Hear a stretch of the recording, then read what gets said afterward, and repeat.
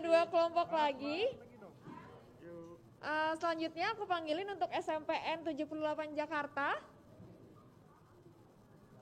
78.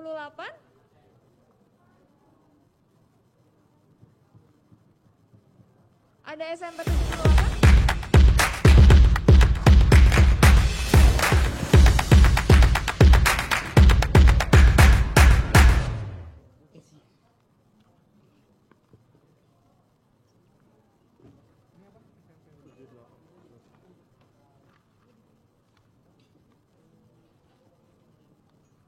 Ya. Selamat sore semuanya. Masih pada semangat gak nih? Oke, jadi kami berdua di sini akan mewakilkan kelompok kami dari SMP Negeri 78 Jakarta. Perkenalkan, nama saya Vincent Destianus Temeang dan teman saya Heskia Laurentia Sengkei. Tolong slide selanjutnya. Melawan virus. Alasan kita memilih tema ini karena kita mengadaptasi dengan masa pandemi yang sudah menimpa Indonesia dan seluruh negara selama hampir 2 tahun lebih. Ya, next. Pokok bahasan memiliki 3 poin. Yang pertama ada latar belakang, yang kedua tujuan dan manfaat, yang ketiga ada konsep dan ide permainan. Next. Next lagi. Latar belakang memiliki 3 poin. Yang pertama, kurangnya minat baca masyarakat terhadap nutrisi yang terkandung dalam produk makanan ataupun minuman. Yang kedua, informasi terhadap produk makanan atau minuman yang biasa kita lewatkan sebenarnya sangat penting. Yang ketiga, banyak masyarakat yang menganggap sepele terhadap informasi dalam produk makanan atau minuman. Latar belakang ini berkaitan dengan pengalaman saya dan juga teman-teman saya. Saya dan teman-teman sering mengabaikan informasi dalam produk makanan. Next. Next lagi. Nah, yang ini sekarang ada tujuan dan manfaat. Tujuan dan manfaatnya adalah agar masyarakat tertarik untuk membaca informasi dalam produk makanan atau minuman. Menurut pengalaman pribadi saya tidak pernah melihat informasi dalam produk makanan atau minumannya. Poin kedua ada memberikan permainan edukasi dan sehat terhadap masyarakat.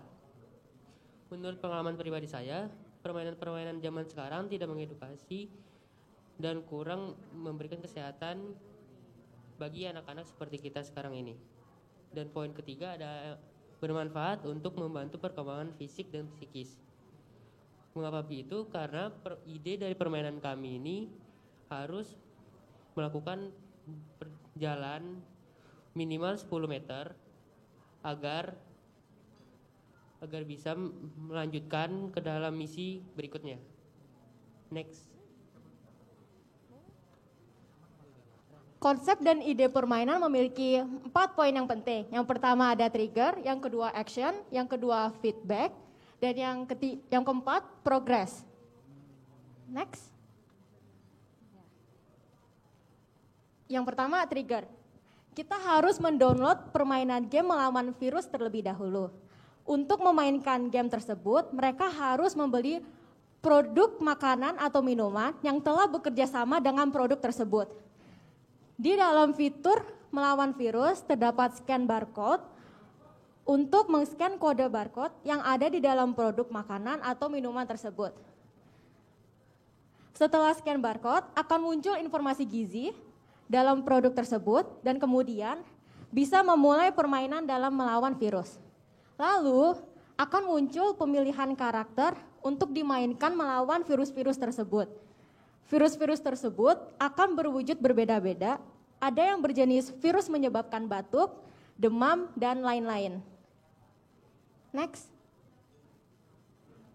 Selanjutnya ini ada action, dan di sini kita harus menyelesaikan misi-misi dan mengalahkan virus-virus yang ada. Untuk melawan virus-virus tersebut, kita membutuhkan gizi-gizi yang terdapat dalam kandungan produk tersebut. Dan nanti ada tambahan fitur yang kita bisa memilih aktivitas yang akan dilakukan user atau karakter, contohnya berbelanja ke pasar, bermain di lapangan, berolahraga, bersekolah, dan lain-lain. Selama menjalankan aktivitas, banyak virus yang akan mendekat dan menyerang user. User melakukan perlawanan dengan memenuhi kebutuhan gizi dalam tubuh. Pilihan gizi sesuai dengan nilai gizi pada kandungan produk tersebut. Next. Feedback. Setelah berhasil mengalahkan virus, akan mendapatkan 5 poin. Poin tersebut tidak bisa ditukarkan untuk mendapatkan lalu poin tersebut bisa ditukarkan untuk mendapatkan hadiah produk. Untuk mendapatkan produk, tukarkan 50 poin. Secara tidak langsung, pemain akan diarahkan untuk mempermainkan dan membeli produk tersebut. Barcode hanya bisa dipakai untuk 3 kali. Setelah 3 kali, harus membeli produk baru lagi, lalu scan barcode lagi. Yang terakhir di sini ada progres. Untuk ke misi selanjutnya, user harus bergerak minimal 10 meter untuk bisa menaklukkan ke misi selanjutnya. Nah, pada saat melakukan ini, kita membutuhkan GPS. Pada misi selanjutnya ini, user akan dihadapkan dengan kekuatan virus yang baru dan lebih kuat. Oleh karena itu, dibutuhkan asupan nilai gizi yang sesuai dengan kebutuhan dari user. Next. Nah, sekian presentasi kami. Terima kasih.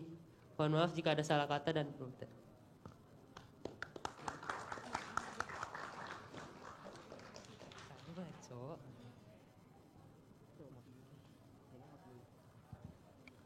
Baik, tepuk tangan sekali lagi dong. Kira-kira kalau dari kandungan gizi yang ada di makanan, yang penting buat untuk melawan virus, menurut adik-adik apa?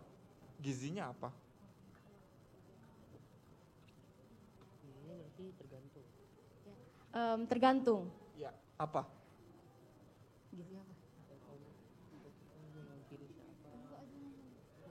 Mungkin sempat dengar kalau misalnya buat imunitas tubuh perlu makan apa gitu.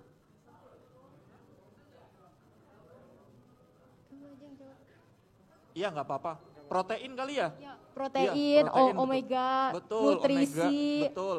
Ya. Lalu kita membutuhkan lemak juga. Iya lemak betul, ada asam lemak betul. Jadi mungkin juga bisa dikaitkan tuh kandungan gizi yang dipilih antara protein, terus ada mineral, ada Zn, seng, Zn itu zinc, seng gitu ya. Dan mungkin mineral lain. Terus yang kedua, kenapa harus dengan gerakan 10 meter? Bisakah diganti dengan gerakan statis yang cuman loncat-loncat di, mungkin nggak secara teknologi mendeteksi ada gerakan loncat-loncat di tempat tuh. Takutnya kalau misalnya 10 meter malah mengganggu aktivitas kalau misalnya kita lagi di keramaian begitu. Bisa nggak? Bisa. Ada nggak teknologi apa yang kira-kira bisa mendeteksi gerakan di tempat? Kalau untuk mendeteksi gerakan di tempat, setahu saya belum ada. Tetapi kalau untuk pergerakan seperti jalan 10 meter, 20 meter, itu ada. Oke, ya makasih. Oke, paling saya mau nambahin. Tadi sebenarnya kalau teman-teman mendengarkan di yang grup sebelumnya, kan saya sempat membahas tuh, ada yang namanya geo-based location sama ada namanya motion detection. Nah, motion detection itu sebenarnya dia menghitung gerakan kita dari gerakan kita naik turunnya badan gitu. Jadi kalau kita lompat-lompat pun juga sebenarnya dia dihitung bergerak gitu. Jadi teknologinya sebenarnya sudah ada. Nggak apa-apa, itu mungkin wawasan aja nanti. Kalau saya sih bilang tadi pertama bagus untuk presentasinya. Sebenarnya presentasinya udah cukup bagus banget. Bisa ditambahin sebenarnya biar lebih menarik tuh ada mock up-nya sih tadi. Kalau ada mock up-nya tuh bener-bener kita bisa lebih dapat gambaran gitu. Kira-kira nanti kayak gimana sih gitu. Tapi overall penggunaan tadi framework-nya juga yang digunakan dari mulai trigger, action, feedback dan progresnya udah kurang lebih sudah cukup betul. Tinggal tadi bisa sedikit ada ilustrasi-ilustrasi sehingga kita sebagai nanti misalnya kalau kedepannya kamu presentasi lagi idenya bisa lebih dapat gambaran yang lebih bagus lagi gitu. Tapi nice, idenya sangat bagus. Oke, makasih. Atau Mbak siapa? Ya, terima kasih. Terima kasih.